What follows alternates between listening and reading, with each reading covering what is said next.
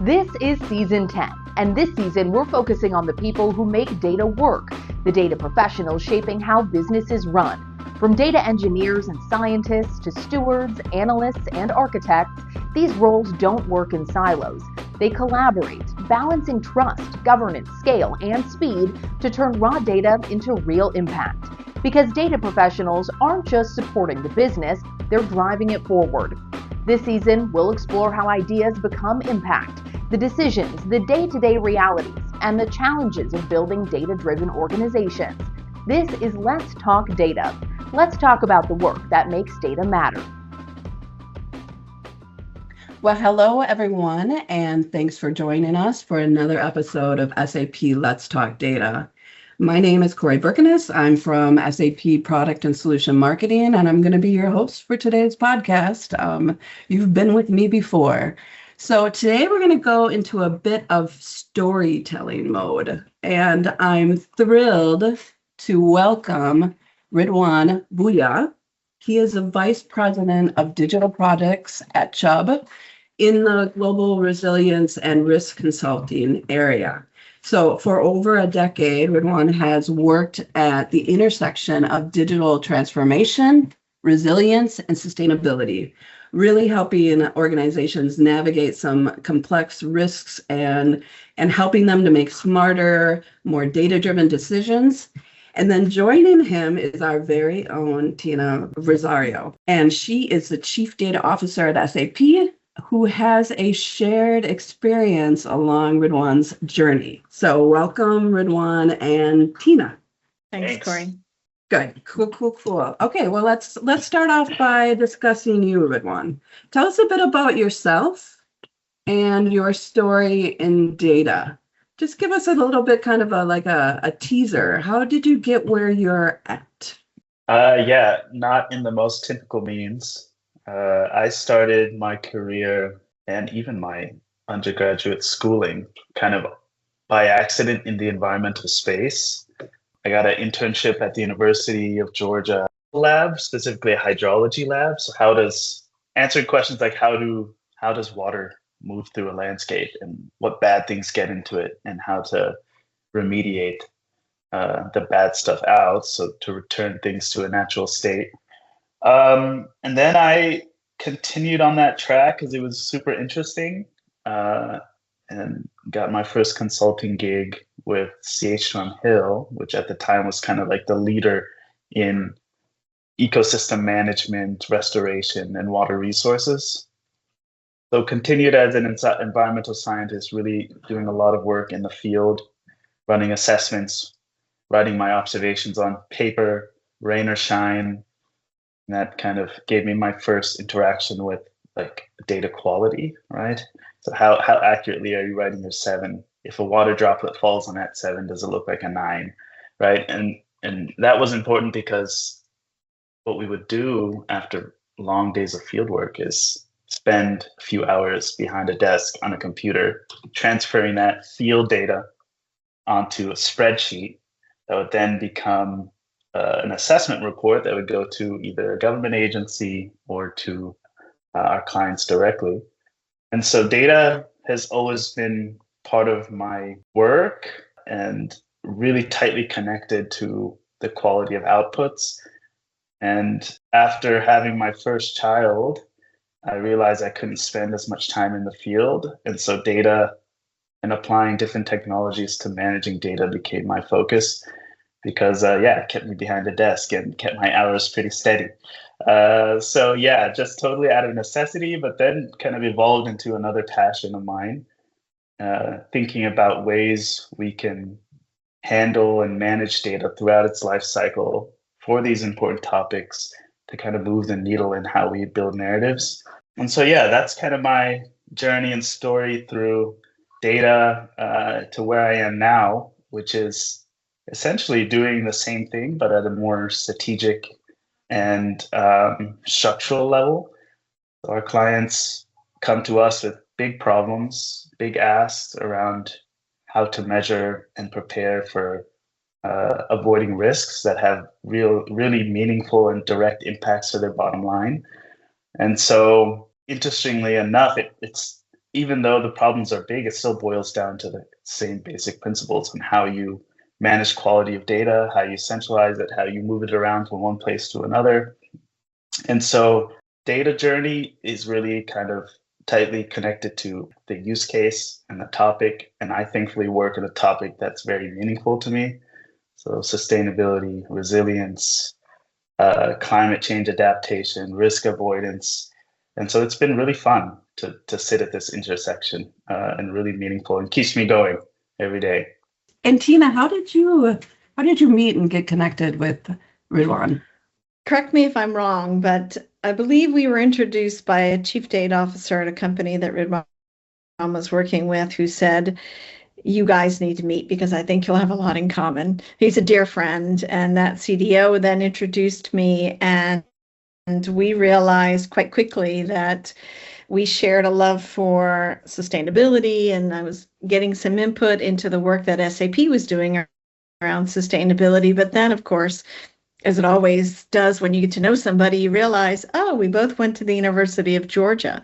Oh, we both are expats trying to survive and raise children, completely in a different culture. And so that became kind of our linchpin.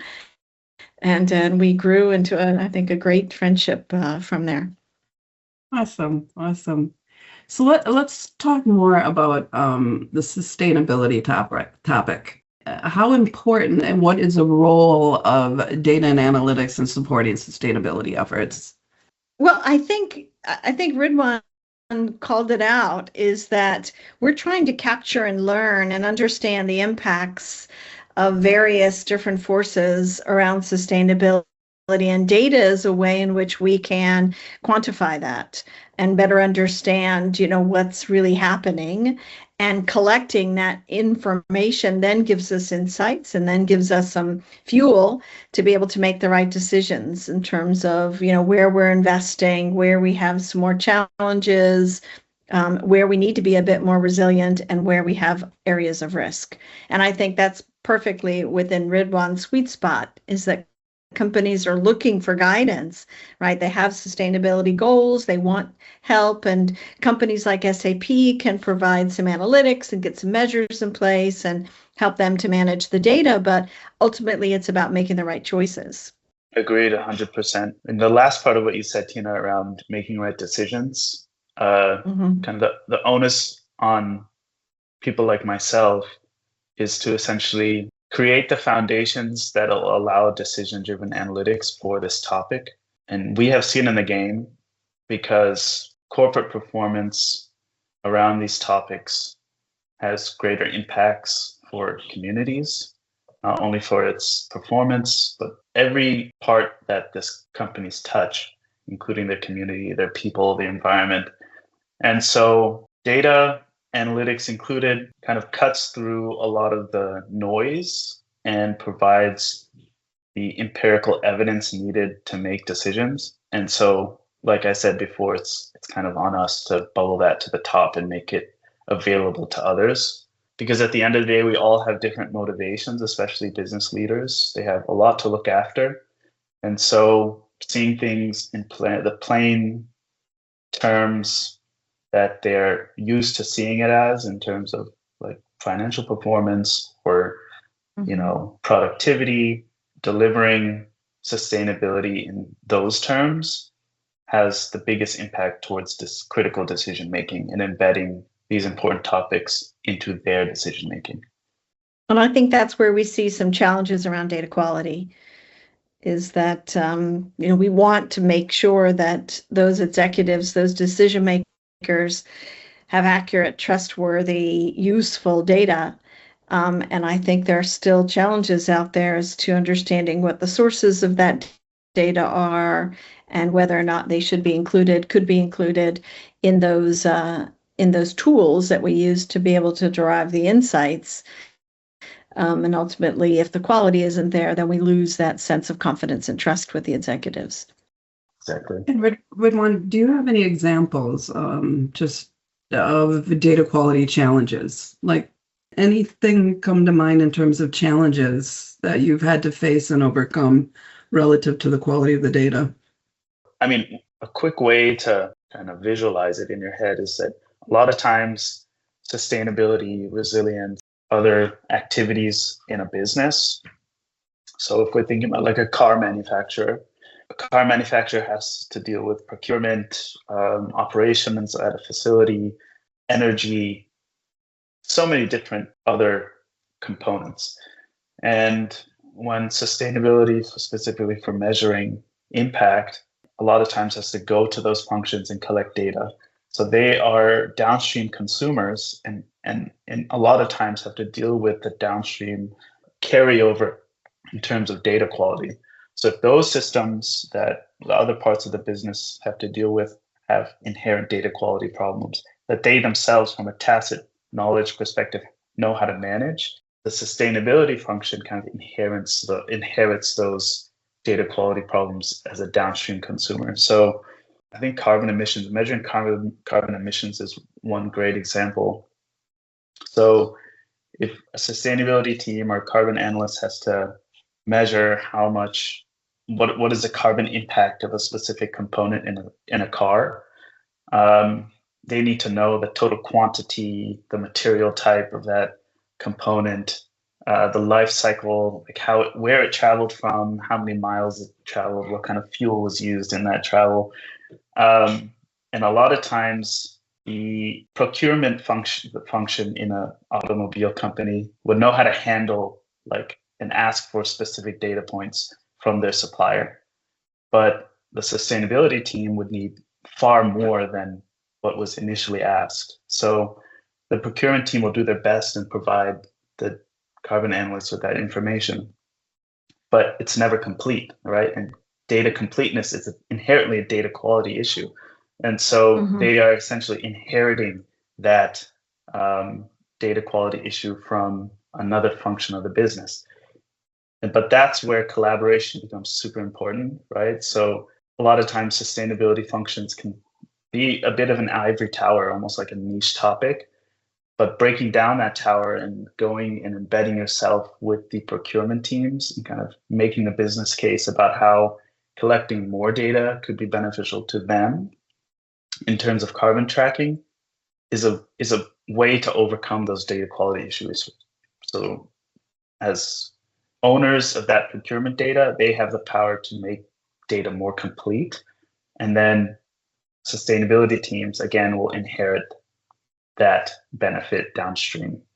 So kind of you mentioned the idea of a data foundation. Tell me a little bit about your data foundation. How do you create that? I mean, we're talking about kind of challenges, but what are some of the solutions, the approaches that you leverage from a data management perspective to create that data foundation that you can trust?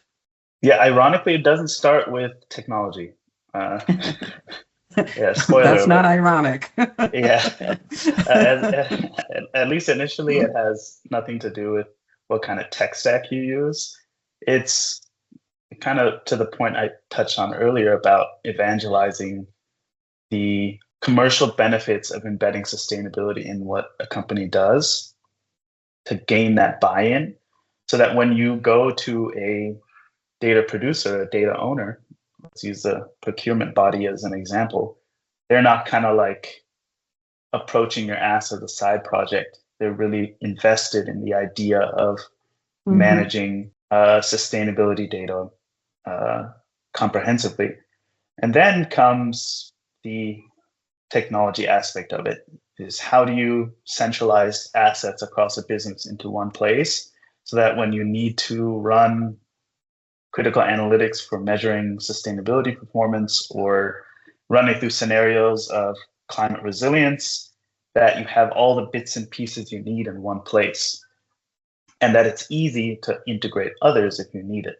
So making a modern data platform approach essentially is creating the critical foundation that you see in other corporate functions like finance, marketing, risk, and compliance, specifically for sustainability and resilience topics. How much of that data, Ridwan, do you experience come from kind of outside the boundaries of an organization where you would rely on suppliers as one example, but I imagine there are lots of other factors in play, and being able to bring all of that data, structured, unstructured, into a common place where it can be understood and trusted and augmented perhaps maybe with some commonalities, some semantics. Do you see that that's quite common where you've got this influx of external data that needs to be integrated into the different functions? I do see that a lot. And I think that's kind of the default for a lot of corporate sustainability functions, is to try to essentially look outside the company for solutions that will give them an output that they could quickly translate into a report or some sort of answer a specific question that corporate leader has asked them to inform strategy or achieve goals, etc. But for me, it's almost more important to get your house in order before you look externally, because once you know your house is in order, you can more effectively leverage external data or external insights, or incorporate standards that are outside of your company, like industry standards, in the right way. But I do see a huge benefit in the ability to quickly and rapidly, extensively integrate with external data, mainly because a lot of, like I said before, the factors that influence a company's impact and performance on sustainability, it's community based, and community extends outside the company. Yeah, I see more and more of this construct of ecosystem, and that ecosystem is really so broad these days that really we're looking for answers in lots of different places. And I appreciate too the opportunity to get validation points. So maybe not to be the instigator or the common source, but to be using some of that external data as, okay, let's do a benchmark, let's understand what others are doing well, let's make it a learning exercise, not necessarily just a collection exercise. Yeah, exactly. All right, so before we shift gears, I just want to mention to the audience, because I liked Ridwan's point about it doesn't start with the technology. I'm going to put a link to a blog that's really good about, it's called From Silos to Strategy, and it kind of touches on that very point of how it does not start with the technology. So I'm going to put that in the notes if you want to take a read.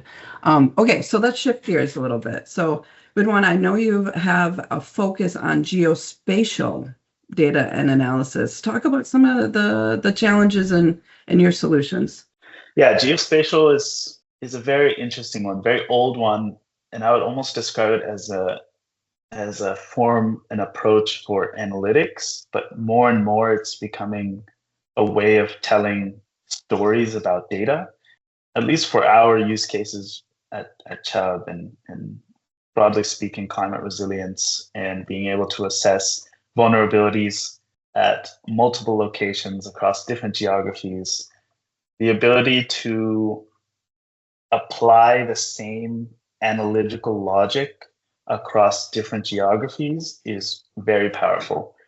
And then also be able to incorporate different ancillary factors that would impact results geographically is also very powerful. Say that flood risk is higher in the Midwest than it is in, say, the Midwest, north or south, east or west, whatever the geography may be. Being able to incorporate weather data with location data with time series forward-looking climate scenario data, all of it is possible with the capabilities of GIS. So I'm a huge fan of GIS just because I'm an analytic nerd, and the capabilities that it brings. On top of that, a map, everyone loves a map, and it tells an awesome story, and it's really cool to pan at different locations and play around and visualize your data in different ways. So yeah, I'm a big fan. Awesome. Tina, anything to add? No, I totally agree. I have a funny story about the knowledge graph and the ability to graphically demonstrate where your data persists and lives and breathes. I was at a customer site and I was showing them how to produce a kind of a picture of their data paths, if you will, across our organization through one of our tools at SAP. And the team went crazy. They were like, oh, we got to put this on the wall in our office. We got to be able to draw the lines from, A to Z. It was like they went back to being children in kindergarten, which I just loved. And I thought, wow, okay, this is really what they're looking for, right? Because it makes it real. It's not just conceptually out in some server somewhere, but it's something you can put on your wall and look at every day and use your marker and make your own notes. Kind of going back to old school a little bit. Love it. Love it. So, Ridwan, what does it take to be a good data and analytics leader? Great communication. And I say that because, having the experience of being in between highly technical teams and business-oriented, performance-driven leadership has taught me that translating and being aware about who you're talking to really matters. Not necessarily for just the technical stuff, but how to motivate people to, and gain their buy-in towards subjects and topics that are maybe they have an emotional connection to, but maybe not associated with their day-to-day. I think a lot of folks feel very connected to the idea of leveraging their skill sets for purpose-driven work. And so being able to communicate that, resilience topics, sustainability topics are things they can work on too is super important. And so I think communication is huge. I think second would be knowing the people you work with, like on your team, and showing them that if you fail once, you leverage those learnings to move forward and not assume that you're going to be held accountable for things you had no control over. And I know that's very abstract, but in the sustainability space, a lot of what we do is very experimental, right? Standing up a new data and analytics team within a corporate function or compiling a client deliverable that's very technical for a client that does not necessarily have their own data analytics function is something that requires a lot of iterations. And so for me, being okay with failure and leveraging learnings to produce better outcomes in the future is critical for a data leader to be okay with. Tina, your thoughts? Anything to add? Yeah, totally. 100% agree. I really appreciate the focus on outcomes. I think any leader in today's businesses, data or otherwise, really needs to understand what are the value drivers, what are the objectives of the organization, and how can they move the needle in the right direction, and focus on those outcomes as top of mind and let those outcomes drive the priorities. I also think it's interesting. I think Ridwan and I have this in common, and I think we think alike there. It's very consultative. I think our approaches have been, we were raised as consultants, and I see very successful data leaders also having that mindset of being curious, asking good questions, helping to solve problems, being action-oriented. I think those are the most successful ones who are able to kind of think like a consultant, but actually, get the work done and again, focus on those outcomes and deliver. Yeah, I totally agree. Oh, you almost have to be a consultant, but also wear a product developer hat as well. Because, I think more and more corporate leaders and even technical teams are being driven to create outcomes that are reusable, and the development cycles are really compressed. And so being able to first assess and ask the right questions, but also be able to develop products that are actually going to be adopted and reused is also super important. So when you come across a business problem, it's not all about dissecting it from a strategic standpoint, but really thinking about how is this going to be translated into a product that's going to be used and adopted and drive value. And so wearing that product development cap is also super important. And what do you think about the idea of data as a product or data products, and ultimately having business ownership over those data products so that they're consumable and curated to the business and ultimately, deliver confidence out to the business? Do you think of products in that way as data? Yeah, definitely. Right. We don't want to produce operational exhaust and fill our clouds with data that's not going to be used, right? Stewardship is really important, particularly for corporate resilience, climate resilience, sustainability, carbon tracking. Like a lot of times, my mind keeps coming back to the ivory tower concept, where a lot of really cool, complicated analysis was performed in this space, but it kind of just stayed there, right? If they were going to be reused, they would be sent. The vehicle for delivery was a report, right? That we evaluate at the end of the year. But for me, that's like a lot of wasted energy. And so by productizing those results, applying some stewardship, governance, and making them readily available to the rest of the business is a way that they can, one, be reused, but really embedded with those teams, right? We can't really ask a company to reduce its impact if the functions within that business cannot necessarily measure where they're at. So giving them the tools and products to do it, in my experience, really moves the needle. It kind of goes back to your comment about the importance of the downstream consumers, but all the action and activity and the work for the data is created upstream. So how do you empower those people up the stream to take ownership in those data products so that they can be consumed downstream in an effective way? Yeah, and it goes hand in hand: stewardship, governance, attention to quality, right? Understanding the source, etc. Yeah, and being super intentional about your data strategy, your corporate data strategy, making sure that you're bringing everybody to the table, understanding their needs, finding patterns, and giving them a North Star to align to, and then a roadmap on how you're going to get there. Like if data productization, data mesh are part of your strategy, it can't just sit there for everyone to look at. There has to be an actionable roadmap on how to deliver it, and sustainability, corporate resilience, risk, all of that have to be stakeholders at that table. All right, so such an interesting topic and conversation, and let's just kind of wrap it up here. I'm gonna wrap it up by throwing it over to Tina. Any last thoughts?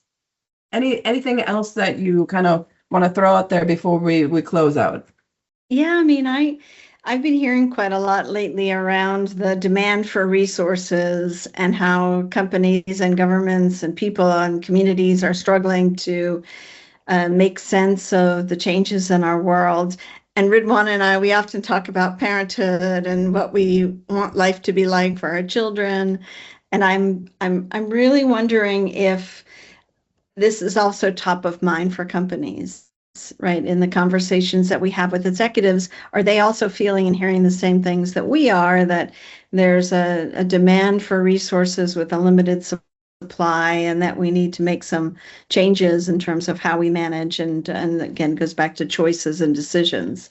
But Ridwan, I don't know if you see that in your work with Chubb. Yeah, I mean, data centers and resource allocation, not only from an environmental standpoint, but a financial standpoint, is a big topic, because we're kind of at an impasse here, where the consensus, as we see it in the investment communities, the more money we throw at this, the more logarithmic gain and productivity we're going to gain from using this technology. For me, it's kind of like I lean and I often remind myself of this central tenet of sustainability, which is, as a science, is to only consume at a rate that will sustain you and those of future generations, right? And if you kind of think about that, it influences how you decide to do things, right? But easier said than done, because AI is a super exciting piece of technology, and a massive advancement on how we do everything. And I obviously see the benefits, but I also see the benefits in being cautious, right? To pause and think about, as this technology becomes better and better, will we have to, invest this much in building data centers and, supplying it with, all the energy it needs, water it needs to get the job done? Or should we be investing in, reallocating our labor force to meet the current productivity that we foresee? Or should we just wait and see how this technology grows? Because it could be that, we reach an inflection point where we can achieve the same level of advancement in AI with less resources, right? Mm-hmm. And doing those types of predictive modeling is way more effective and aligns with sustainability principles, and being cautious about how we do things, thinking about future generations and how it'll impact them. And so this is, super multifaceted, but I always try to boil things down to their simplest forms and think about, are we investing and extracting resources and energy at a rate that's okay for future generations to sustain themselves, both economically and from a productivity standpoint? Yeah, that's kind of where I'm at with it.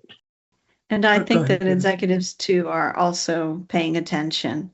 They have to. I think there's a lot of pressure coming from all different sides that are requiring people to really think forward and to make the right choices. At the same time, I hear you, right? We all want to kind of understand the innovation opportunities. We know there's value there. How can we balance that ethically with, the resource challenges that are at hand? Mm-hmm. Yeah. What are the decision-driven components of this AI revolution, right? Are we aligning the right analytics? Are we running through the right scenarios? Are we including sustainability and resilience relevant topics in that? This would be my suggestion to leaders: is, don't just take the headlines at face value. Really assess your unique situations and have your teams run the scenarios. Awesome. Great way to wrap up. And a huge thank you to Ridwan and Tina for sharing your stories. To everyone tuning in, thank you for being part of the SAP Let's Talk Data community. I hope you've really enjoyed today's discussion. I know I have, from out in the field to into the data. And don't forget to check out the additional resources linked in the description. They're a great way to kind of dive deeper into today's topics. And if you found value in this episode, we'd love to hear from you. Drop a comment, hit subscribe, and help us grow this conversation. There's a whole library of episodes waiting for you, and we have exciting new ones on the way. So until next time, keep exploring, keep innovating, and take care of yourselves. Thank you, everyone. Thank you, Tina. Thank you, Ridwan. Always a pleasure. Thanks, Corrie. That was fun. Thanks for listening to Let's Talk Data. If this episode sparked something for you, we want to hear about it.